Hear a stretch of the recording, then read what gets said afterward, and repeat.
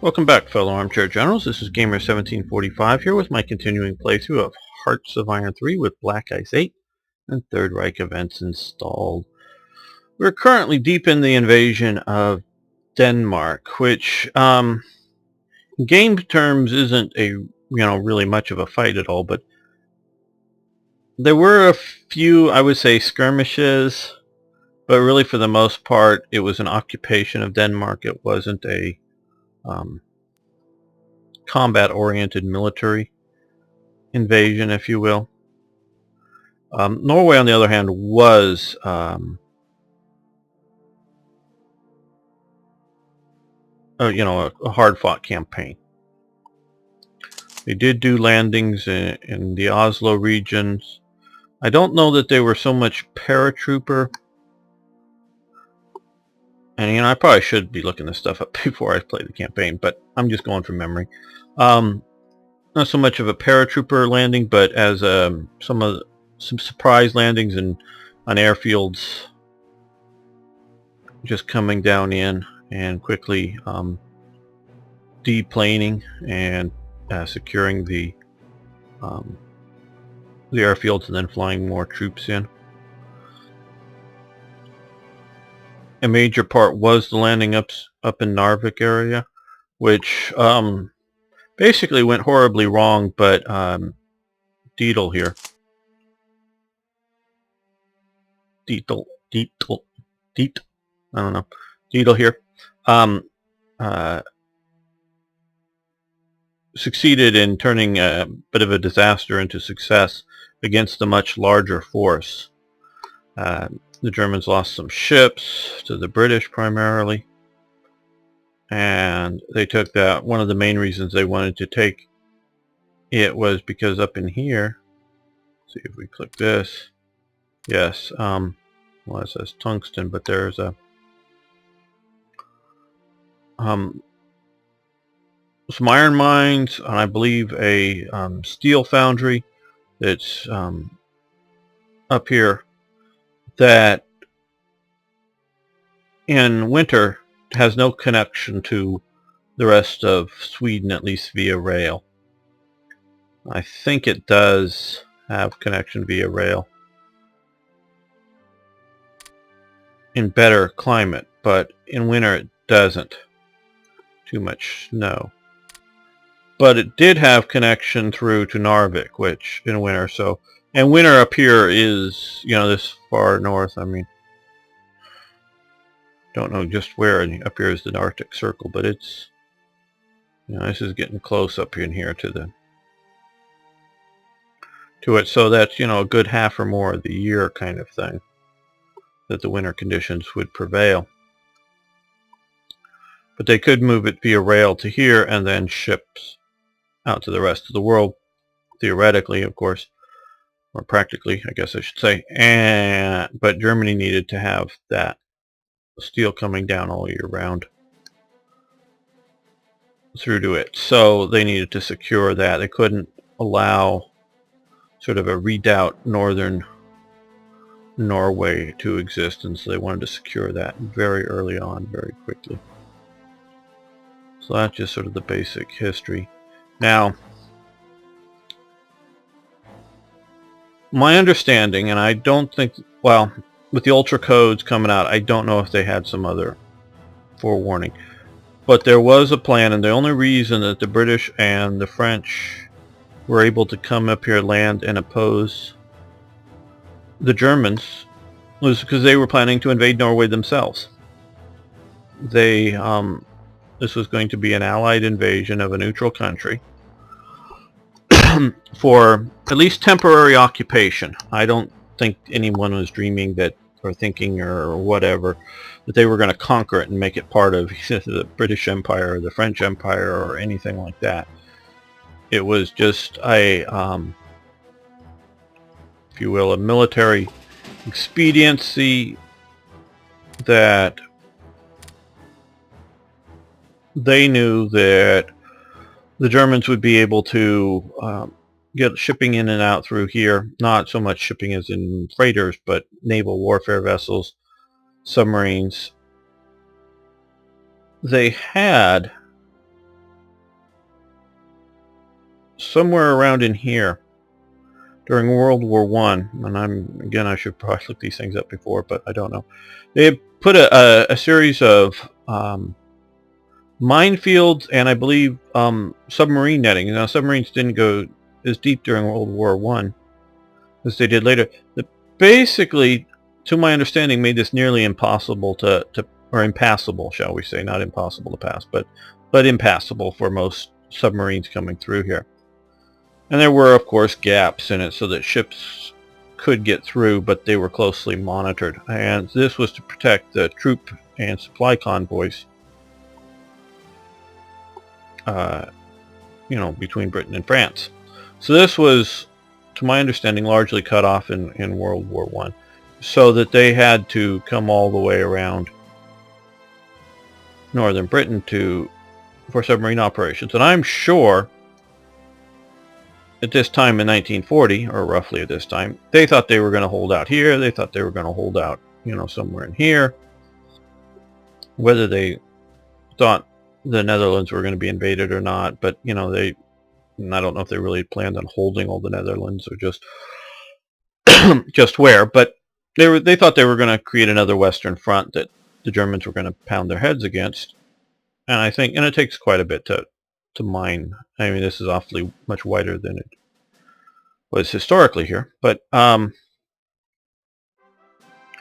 they were going to mine this and close this gap again, so that they knew that the German surface raiders, the German submarines, would need to come through here. Well, if you get Norway, and there's a thought that, and I don't know all the details, whether they were just planning on coming up here to secure the iron ore, but I really think they wanted to secure all of Norway, and preferably with Norway's lack of opposition, shall we say. That's what I think they anticipated. I don't think they anticipated a hard-fought campaign, at least on the strengths of the units of just a few divisions. It wasn't going to be much of, they weren't going to be able to effectively occupy much of Norway. So, and they definitely wanted to secure the steel supply lines. But I think they also wanted to be able to come up here with the growing, unlike in World War I, the growing importance of air power. And this is when Denmark was still neutral. And I don't know, again, if they really thought Denmark was going to be invaded, but it would put the ability to base some aircraft here, significant numbers to patrol for submarine. Because remember, submarines were sort of boats that could go under the water at this time. They weren't these, always under the water type vessels. It was the Dutch who were developing the snorkel for the submarine, and that the Germans got the few examples of, and they knew about it, but they delayed a long time in trying to implement it into any of their vessels. So, and nobody else really was doing it, so they would often, most of the time, they would need to travel on the surface at night to charge up the batteries. Because it's not even a situation of, we're going to come up, run a compressor, compress a bunch of air, and then dive back down. Then you can stay, so an hour up for 10 hours down, or some theoretical number like that. They had to run it for 6-8 hours on their diesel engines to fully charge up their batteries, and the batteries. At least from some of the books I've read, low power usage, you might get like a day and a half, 2 days, and that's just very low power usage. But if you want to really sort of move along at speed, and if you really want to dash at speed, because normally a lot of the maneuvers to get around convoys, you needed to move and move quickly, and to avoid depth charges, you really need to go. You're talking at best a half a day's worth of maneuvering, and maybe even less. of vigorous maneuvering. So you had to spend a lot of time on the surface. So if you're going to be limited through here and you need to come through here, running aircraft at night, searching, because they could spot submarines. I know I've seen some footage of aircraft attacking submarines at night, and they knew that they would have a chance with just bright lights moving along and trying to spot surface submarines before the submarines could dive.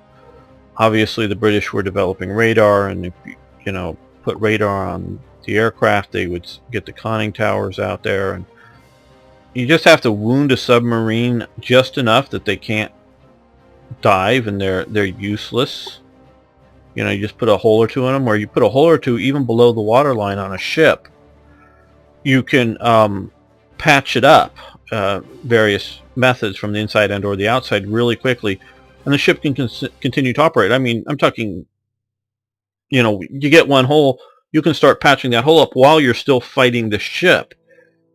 A submarine, because it goes under the water, the pressures get so much you can't just sort of kind of patch.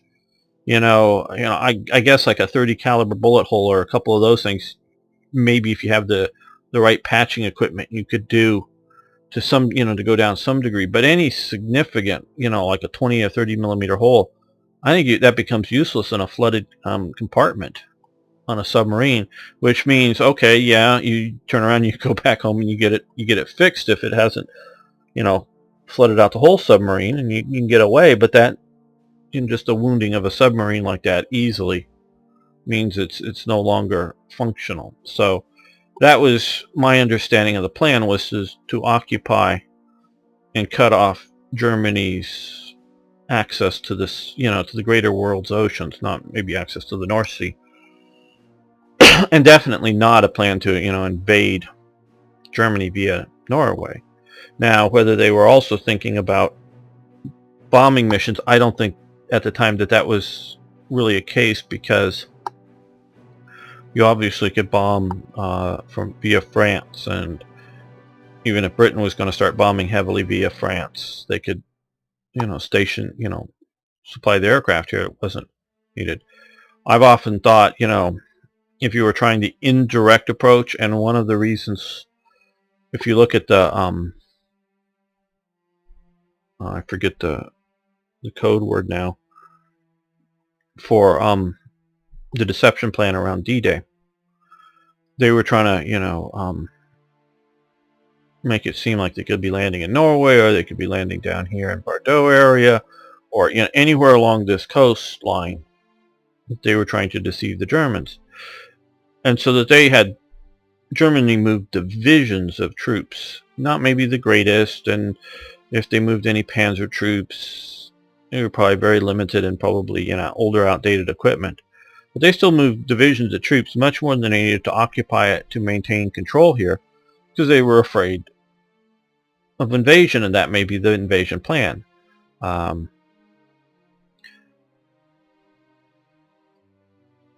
And if you understand warfare, the direct approach, land here, Calais, drive to Berlin. Obviously, if you can do that, you win the war. It's just a question of how many casualties it is, and can you do it. And to give sort of the mindset of the period,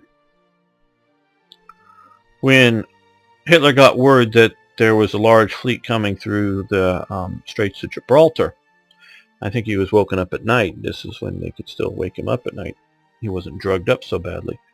Or people were willing to wake him up.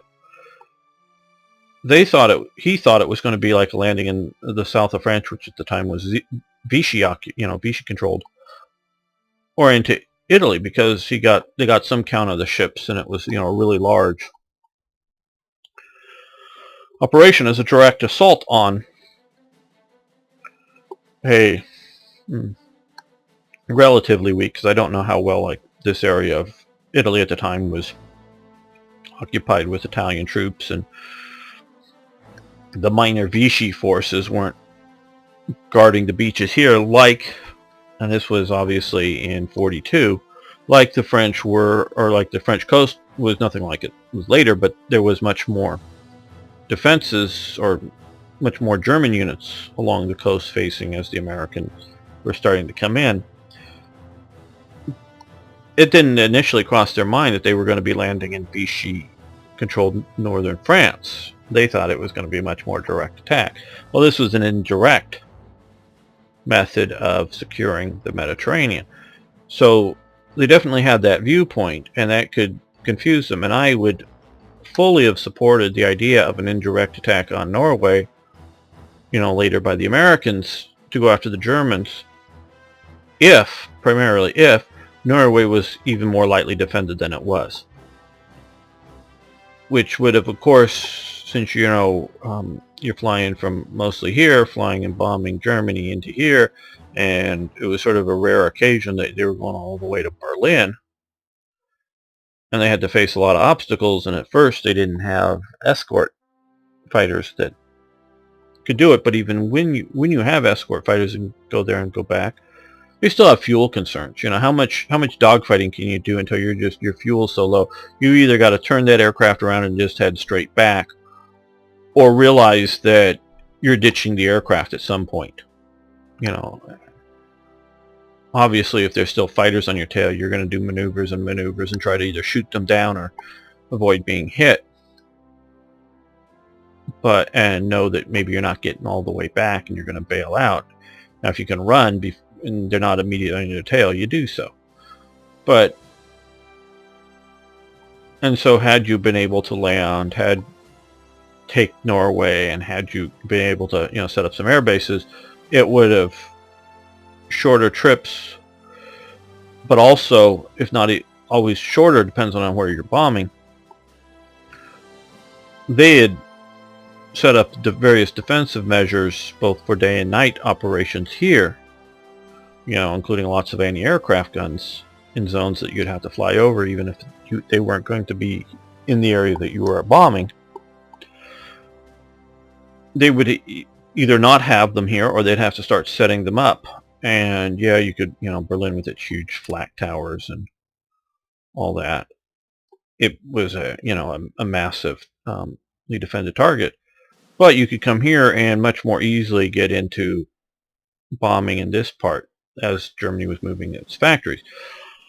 And that's also partially on the idea of where the Soviets are.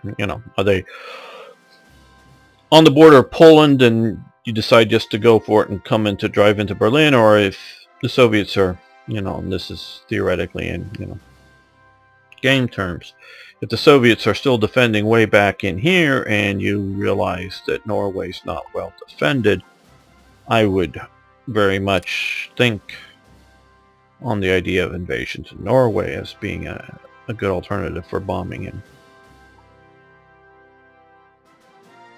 in Germany with changing conditions, especially if whether it's the AI or if it's the they don't have any flat guns there. But if all these cities have flat guns, whether you have the ICs and then you come over to Breslau, and well, we do have 2 flat guns here, but you come east and find it much more open, it would be a very good way to damage Germany with an indirect approach. And of course, if you're occupying up here, you're more capable of making other invasions. Though I would not suggest, well, who knows what the AI is going to do. That's a, craziness. But if you're going after a human opponent, landing in Denmark, it would not be my first choice, because there's such a good choke point down here and it's continuous, meaning you can fall back quite a ways and still maintain your choke point. I think it would be better if you could just invade in through here than it would be to invade here. Now, of course, if you can come from an invasion port into here and then in Pomerania and that region, that'd be a different matter for a direct drive into Berlin. And that also is, if you were to look at if you know, because we know what historically World War II was, but what all of us here share is a fascination of the what ifs. You know, what if Germany is successfully not conquered, you know, Moscow and all this, then you're screwed. But if there's still significant fighting and they're still holding out here, by getting up to here, I know there's some sort of choke points here, but if you can force the ability or the requirements for them to start defending this coast as well as this coast, and with a big fleet that you're able to, you know, carriers, battleships, and all that, along with a bunch of transports that you're able to load up men wherever they are, they can be sitting in any British port, and invasion ranges may vary, but they can quickly start up here and sail to here, and then, you know, rebase up to there, then immediately move into here, and then all these panzer divisions sitting here. If even the player is aware of the movement, they've got to start moving, you know, up into here. So no, I have not tried, and I don't know about controlling some of these passes, if you will, that may block movements of ships. But then just invade here and take it and come, you know, and hold the islands before the Germans can do something, and then come into here. And that's a different matter entirely. If you're coming to invade one of these islands and try to hold it, is different than coming through Denmark and making it your invasion route into Germany. Okay, well, let's continue with the game as we have now. Enough of my philosophizing on war.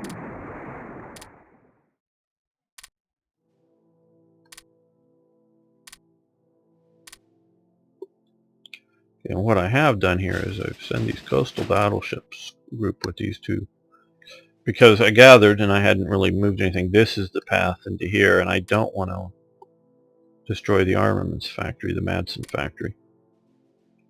And I think I can do so without doing it. Okay, we just got Arctic equipment, which allows us to do ski brigades. You can look quickly now. Let's click on weather mode. Well, it's snowy up here, so our troops are already suffering from lack of it, of course, but it won't be for long. It'll take them a while to re-equip. Now, one thing here, we're going to remove auto create and auto destroy convoys, and we're going to, can we create one to Narvik already? No. As soon as, oh, it already did. Okay. I prefer to manually do that. So that will start getting us supplies up to Narvik as quickly as possible.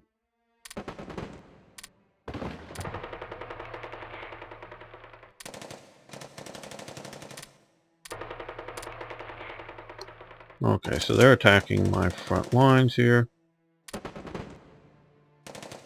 I don't think it's going to do them much good, but have at it.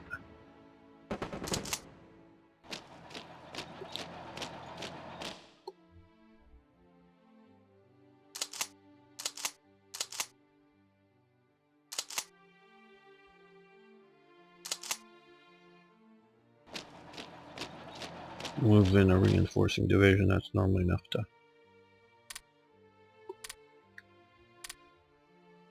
didn't even need to do that for Saarbrücken or there. Well,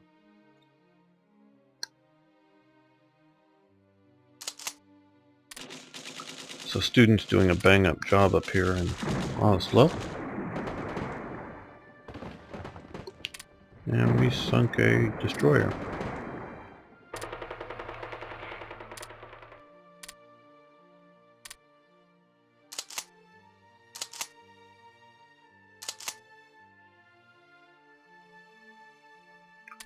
We're getting the divisions into place very soon.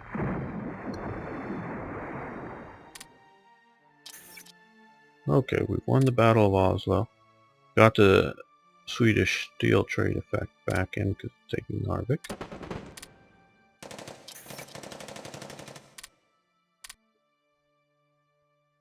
And I think because of taking Narvik, we've gotten more leadership.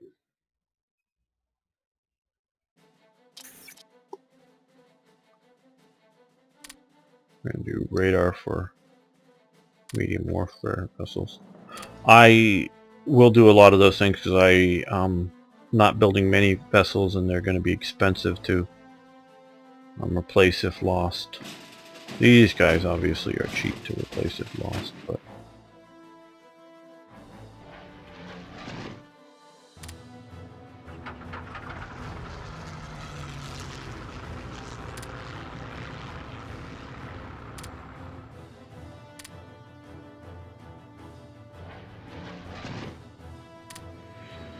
they're taking on a liner there. It's better to get them now than to let them continue to operate. They're British or somebody else, you know, even as a force in exile kind of thing under the mechanics. So they'll still sort of maneuver around and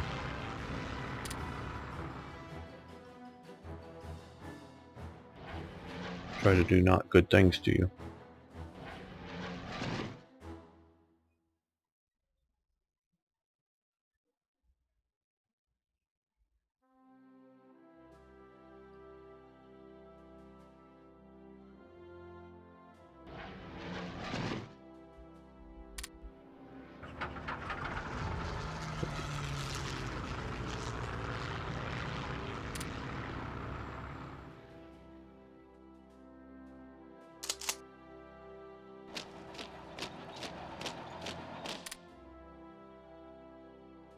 Even my SA.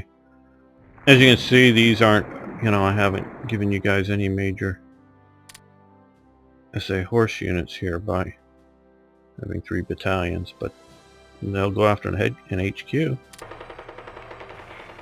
Well enough. Okay, so we got here, we have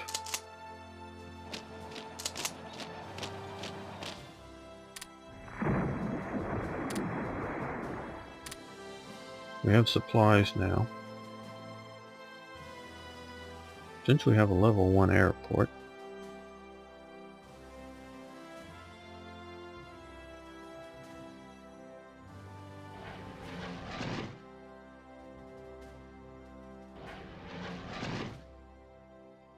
we're going to move these 2 aircraft. I know it's 2 into a level 1, but still, it's not massively overstressing it.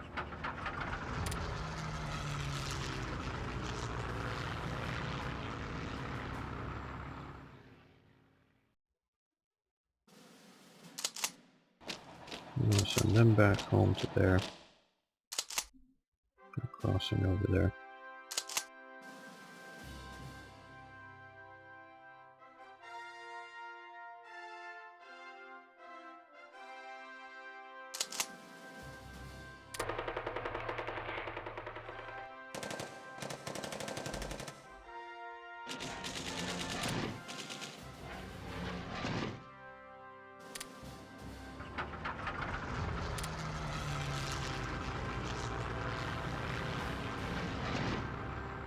Oh wow, these guys should be under Figure Corps B already. How did I miss that?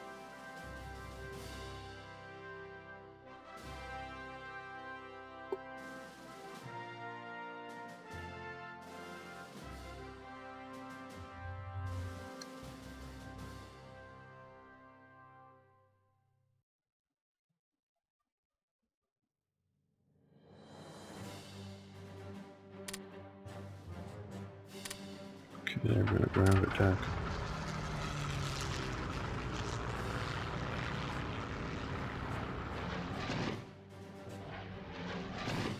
And Udet should be under B as well.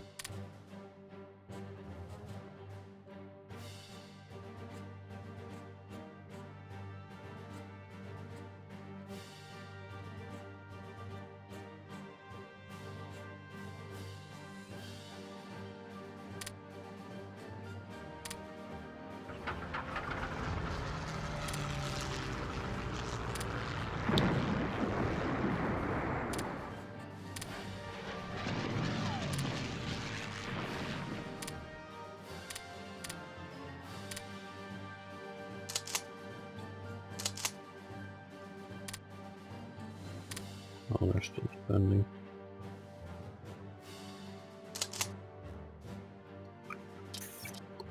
Okay, and we're going to create a supply convoy from, let's see, Kiel to Oslo.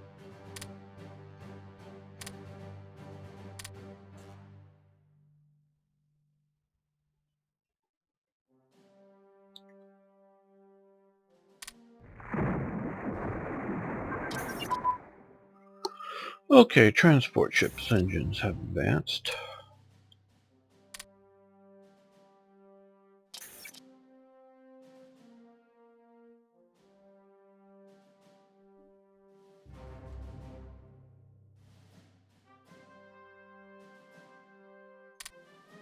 We'll do that because we want to get those eventually for longer range operations.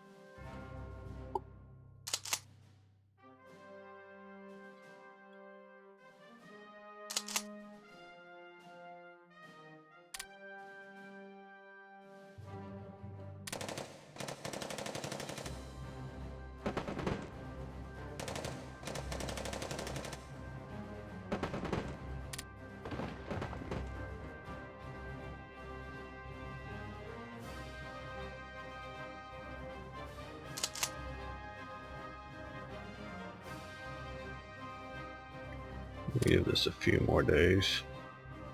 Some of the supplies catch up.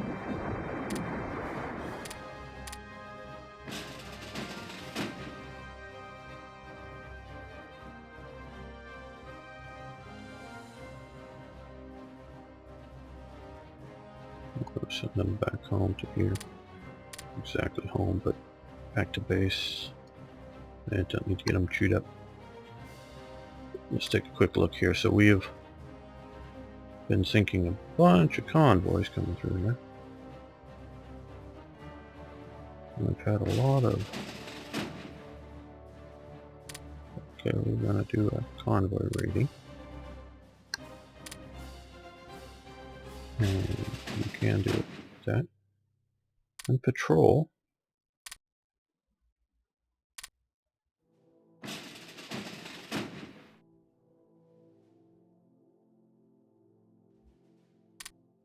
Not too far out. Or patrol.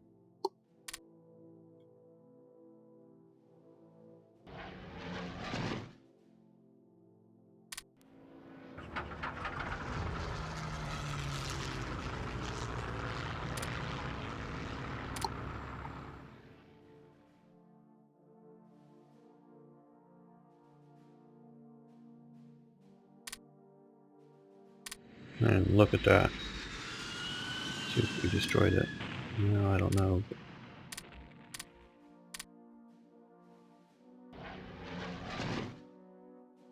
We're sure striking them.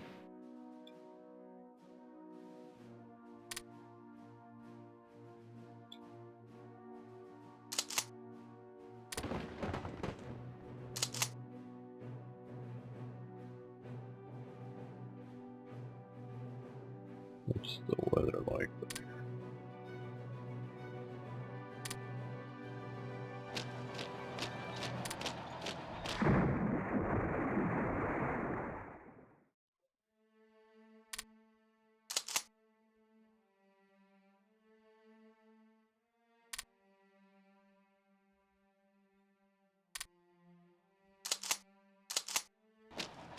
Some of them down to there. I'm going to also...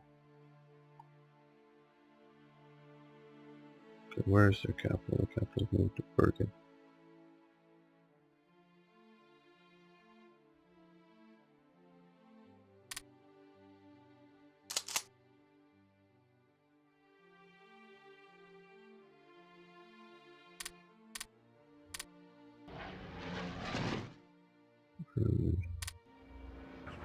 We can't do that, but we can do that.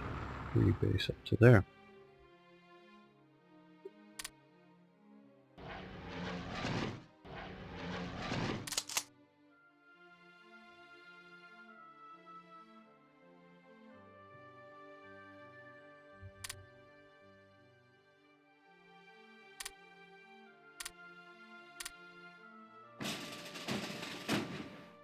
Thought about sending out the Kriegsmarine, but I just don't know what I'm going to run into out there.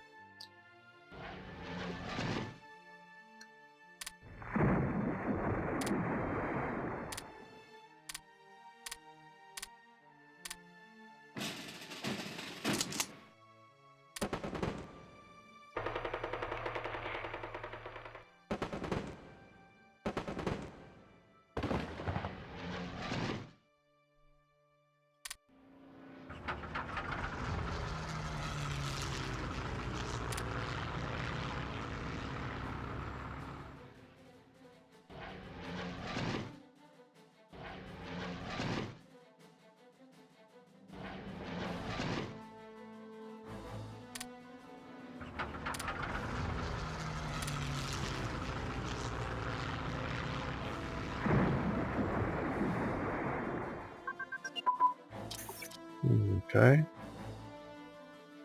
What's that? Okay, standard infantry brigades. Okay. That's that, which is good to get that improved.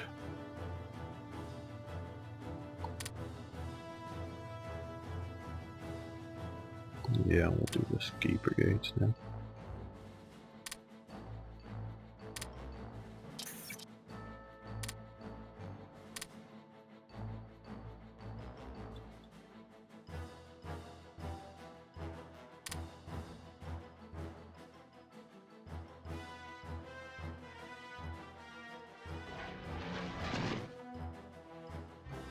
Before they get more... Well, yeah. Let's do an airborne assault there.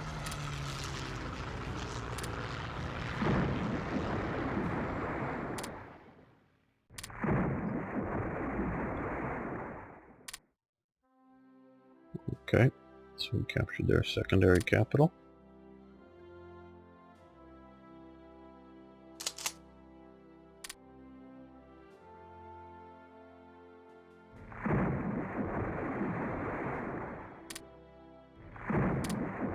Ooh, see this here. We've got two heavy cruisers down.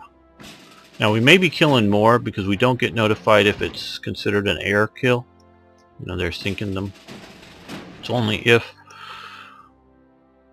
the combat is part of the ground forces. No, what's reinforced the Danes up there? Oh, second headquarters.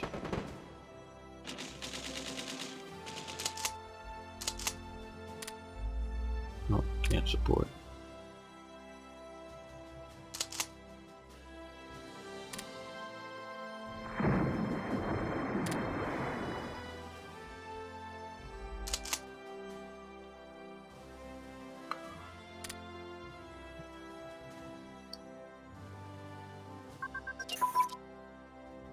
Okay, flying boat prototypes have advanced. That's good. Increased range.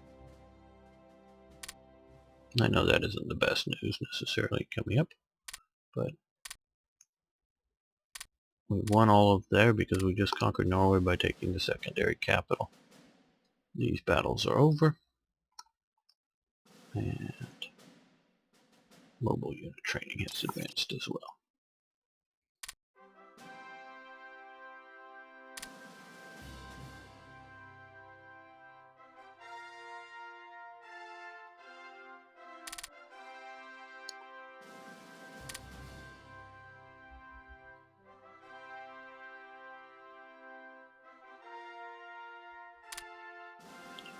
Home front coordination. Supply transfer costs reduced, supply throughput reduced, which is not good. Unit cooperation repair rate decreased.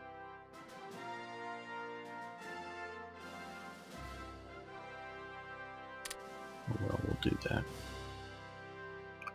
And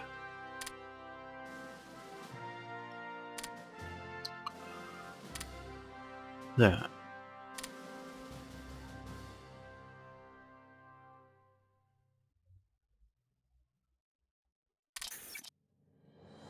SS Kostandart to Kirkness.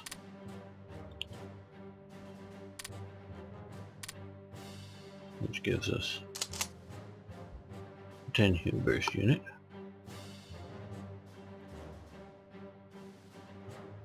Up there. Okay, now obviously we still have the show there, but how are we doing for supplies down here?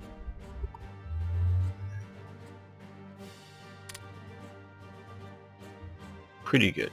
Alright, that's sort of what I wanted to see. These are going to be interesting with these flak brigades. I'm going to try to use them in this campaign because they're mobile, they have some heavy flak guns, but they're not well, you know, manned.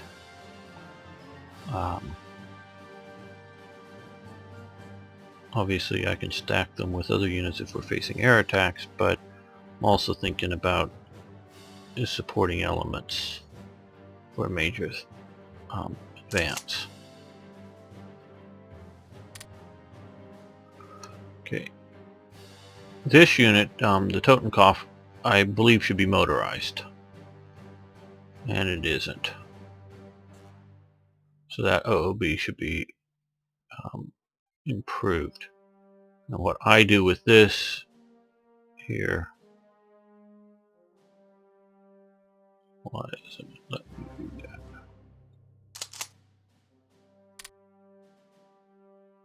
Oh, it still has this on.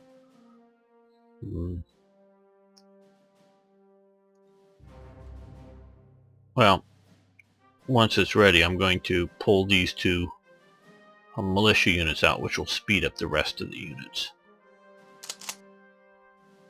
Put that there. All of those we will put together for a lot of units for our fence in the west, main sort of thrust.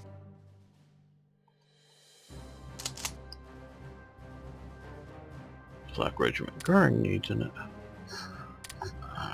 Good Luftwaffe General.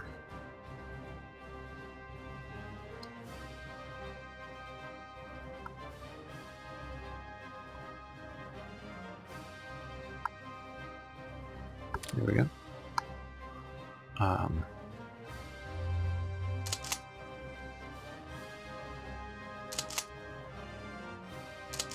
That's sort of weak, just a couple of divisions plus those flak brigades.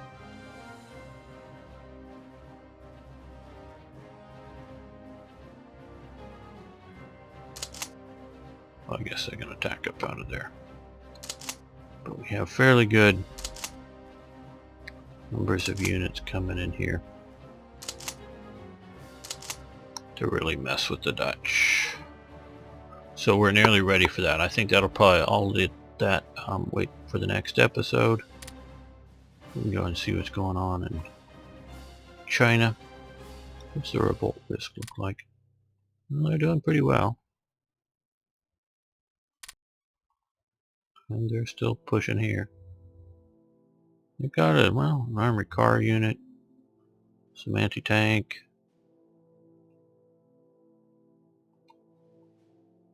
the Ma,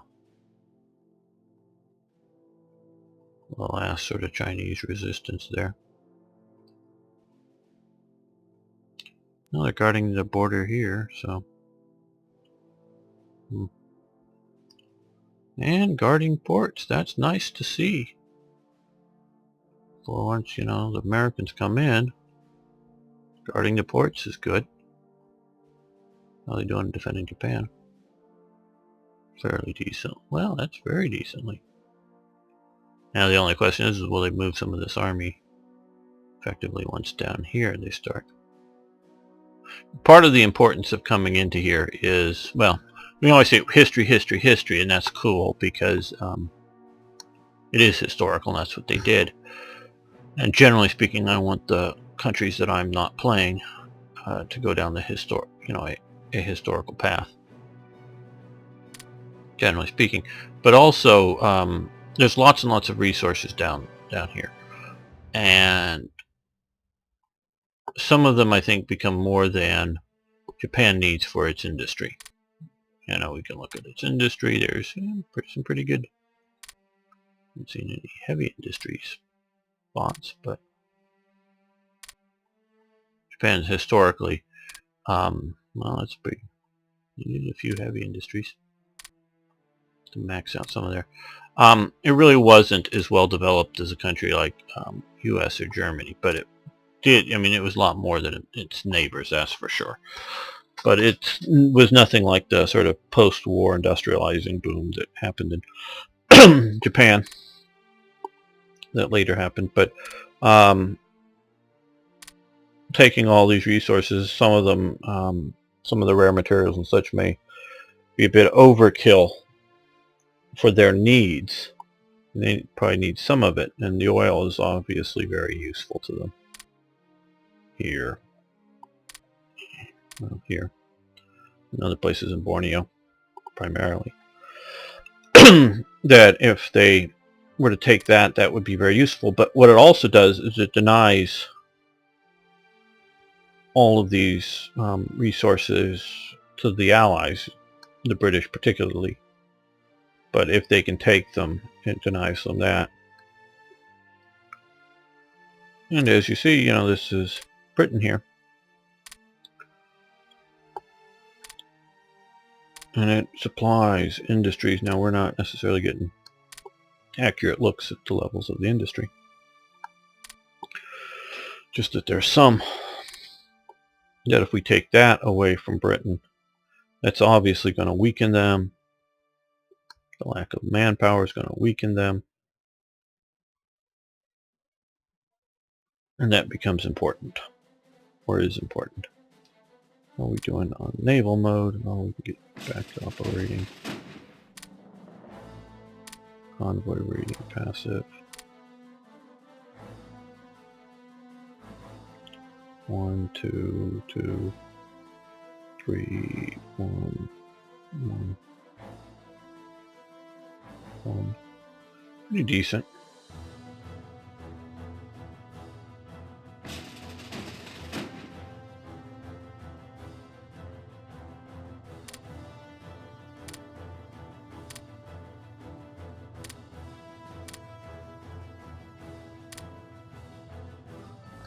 So we're getting a few here, mostly ones.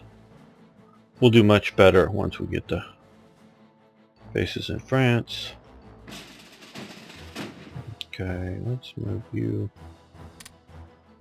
There, convoy rating, massive.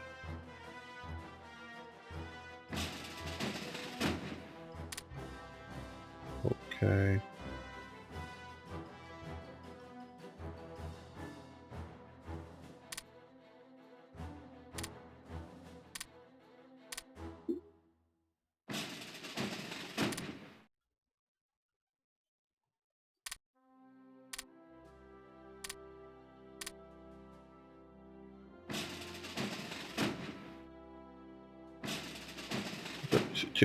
Two or 4.